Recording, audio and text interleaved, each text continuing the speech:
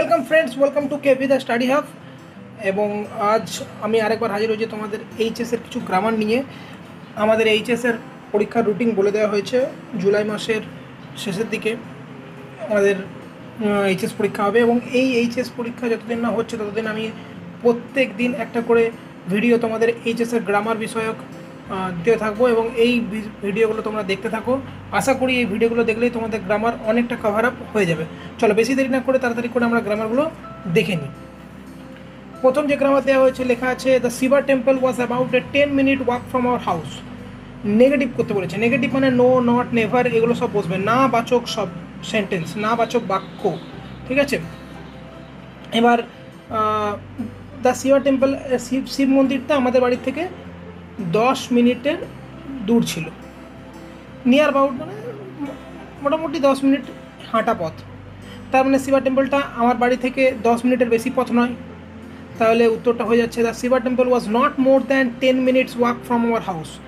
সেন্টেন্সগুলো একটু যদি মানেটা বুঝতে পারো তাহলেই উত্তর লেখা খুব সহজ হয়ে যায়।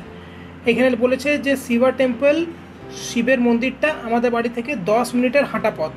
তার মানে শিবা টেম্পলটা আমাদের বাড়ি থেকে 10 মিনিটের থেকে বেশি পথ নয়। তাহলে the Shiva temple was not more than 10 minutes walk from our house. তাহলে প্রথম কোশ্চেন হয়ে গেল। দ্বিতীয় question, all the answers being different the jar agreed none of them. প্রত্যেকটা অ্যান্সার আলাদা হওয়ার কারণে যার কোনো উত্তরটাই এগ্রি করলো না, সহমত হলো না। তাহলে কমপ্লেক্স সেন্টেন্স দিয়েছে, বিকজ দিয়ে করে দেবো। যার সহমত হলো না কারণ সমস্ত অ্যান্সারগুলো ডিফারেন্ট ছিল। তাহলে the jar agreed none of them because all the answers were different. Next question, she still held him. তাহলে এখানে she subject, held verb, him object. খুব সোজাভাবে করবো এটা। হিমটা যেহেতু অবজেক্ট সামনে চলে আসবে, হি হয়ে যাবে। He was still held by her. He was still held by her. কেন ওয়াজ বসলো? কারণ হেল্ড পাস্ট ফর্ম ছিল সেই জন্য। Next question, one must draw up in advance a table of days, months and years. Voice change করতে দিয়েছে। খুব সোজা ছিল এটা, ঠিক আছে। এখানে ওয়ান যেটা আছে, ওয়ান হচ্ছে সাবজেক্ট, মাস্ট ড্র হয়ে যাচ্ছে ভার্ব, আর a table of days, months, years এগুলো হয়ে যাচ্ছে অবজেক্ট। তাহলে a table of days, months and years এটা আগে সামনে নিয়ে চললাম। Must be drawn up in advance by one. কেন এটা হলো? কারণ মাস্টের সঙ্গে বি বসে এবং সেই মাস্ট বি বসিয়ে দিলাম এবং ড্র যে ভার্ব, সেই ভার্বের আমরা থার্ড ফর্ম বসালাম, drawn up in advance by one. Next কোশ্চেনের দিকে আমরা চলে যাচ্ছি। Pakshi Lakshman Shastri was the high priest of Rameswaram. তাহলে পক্ষী লক্ষ্মণ শাস্ত্রী হচ্ছে রামেশ্বরম যে টেম্পলটা আছে তার সর্বোচ্চ পুরোহিত। আবার একটা সেন্টেন্স দিয়েছে, he was very close friend of my father. তিনি আমার বাবার খুব ভালো বন্ধু। তো এটা কমা দিয়ে করে দেবো আমরা। Pakshi Lakshman Sastry, comma, the high priest of Rameswaram temple, comma, was very close friend of my father. Simple sentence হয়ে গেল। তারপরে a soldier very young lies open mouth. Complex করতে বলেছে। তাহলে এটা হয়ে যাবে a soldier who is very young lies open mouth. তারপরেরটা, eat some more son she said to the boy. Narration change করতে বলেছে।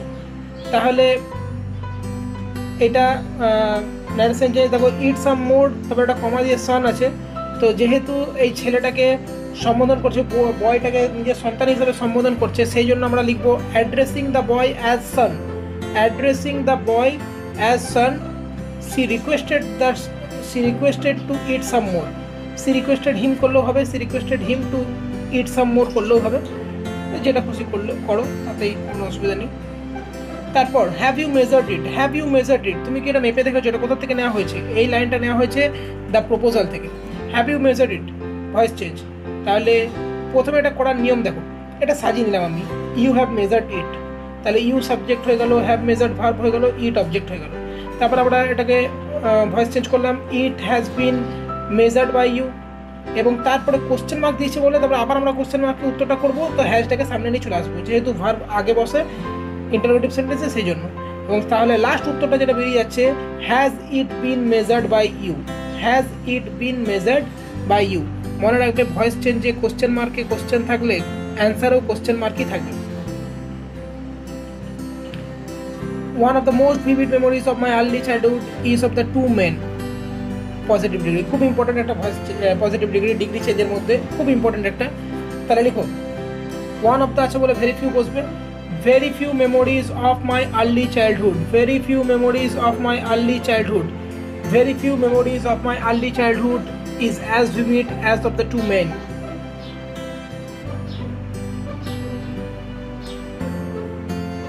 তারপর where are you going she said, সে জিজ্ঞেস করলো তুমি কোথায় যাচ্ছ। তাহলে এখানে কোশ্চেন মার্ক দেওয়া আছে এবং উত্তরে ন্যারেশন চেঞ্জে সবসময় ফুল স্টপ হয়ে যায়। তো এবং এটা নেওয়া হচ্ছে দ্য আইজাবিট থেকে। তাহলে উত্তরটা খুব সোজা, সে প্রশ্ন করছে বলে সি আস্কড বসলো, she asked where he was going. ন্যারেটরকে জিজ্ঞেস করেছিল যে কোথায় যাচ্ছ, কোথায় যাচ্ছেন আপনি, তো সেই জন্য হোয়ার হি ওয়াজ গোয়িং হয়ে গেল।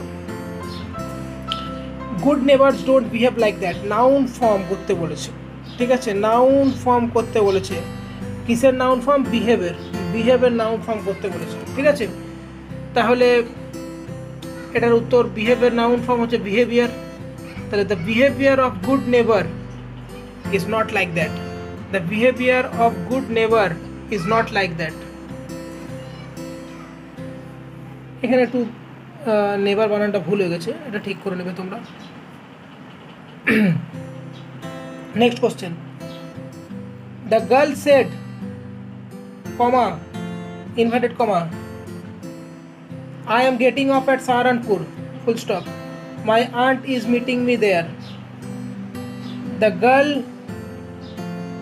said that she was getting off at Saharanpur হয়ে গেল। কিন্তু এখানে দুটো সেন্টেন্স দেওয়া আছে বলে আমরা and added that করব, and added that her aunt was meeting her there. her aunt, my aunt, her aunt হয়ে গেল, ইজটা was হয়ে গেল, was meeting her there। ব্যাস, দুটো সেন্টেন্স থাকলে যদি দুটোই ফুল স্টপে থাকে তাহলে অ্যান্ড অ্যাডেড দ্যাট দিয়ে করে দেবো, আর যদি একটা সেন্টেন্স কোশ্চেন মার্কে থাকে তাহলে অ্যান্ড আস্কড দিয়ে করে দেবো, ঠিক আছে।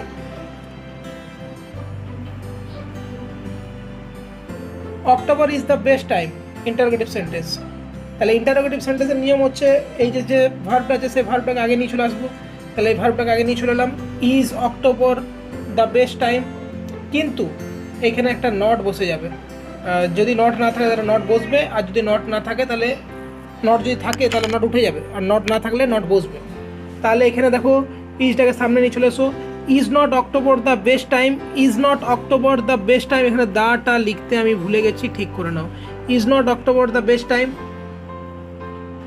তারপর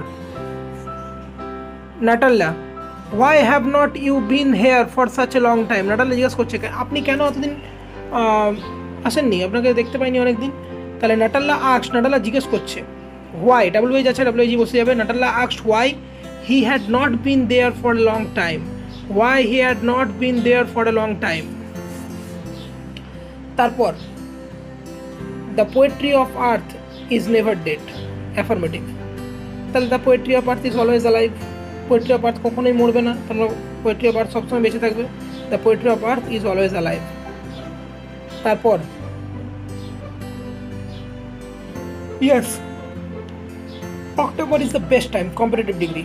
তাহলে বেস্টের কম্পারেটিভ ডিগ্রি বেটার হয়, আর দাটা উঠে যাবে, কম্পারেটিভ ডিগ্রিতে দা থাকে না। তাহলে yes October is better than any other time, yes October is better than any other time. তারপর my father could convey complex spiritual concepts in very simple down to earth Tamil, voice change. তাহলে এইখানে দেখো my father হয়ে যাচ্ছে subject, could convey হয়ে যাচ্ছে verb, complex spiritual concepts এটা হয়ে যাচ্ছে object.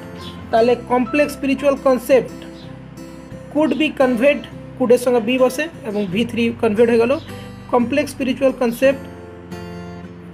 Concepts could be conveyed by my father, আর লাস্টে যেটা আছে সেটা লাস্টে বসিয়ে দেবো, in very simple down to earth Tamil. নেক্সটের দিকে চলে যাব, এটা একবার করালাম মনে হচ্ছে আমি, হ্যাঁ এই পেজটা একবার করেছি আমি। তাহলে এই ছিল আমাদের কিছু কোশ্চেন, এবং আমি আবারও বলে দিই যে আমি প্রত্যেক দিন কিছু গ্রামার নিয়ে আসবো, সেই সব গ্রামারগুলো তোমরা প্র্যাকটিস করতে থাকো এবং আমি আশা করছি যে এই রকমই গ্রামার তোমরা এইচএসের কোশ্চেন পেপারে দেখতে হবে এবং তোমাদের ফল অনেক ভালো হবে যদি তোমরা